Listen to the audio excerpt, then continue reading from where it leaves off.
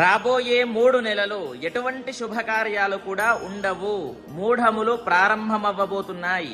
ఈ యొక్క 2024వ సంవత్సరంలో చూడండి, చాలా మందికి కూడా ధర్మ సందేహము ఉంది. ఎప్పటి నుండి ఎప్పటి వరకు మూఢములు ఉండబోతున్నాయి.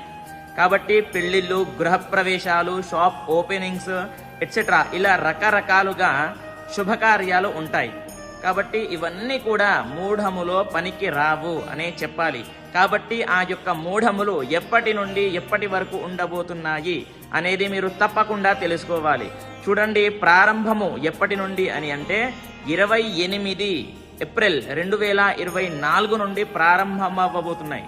కాబట్టి అప్పటి నుండి 8 ఆగస్టు 2024 వరకు మూఢములే ఉంటాయి.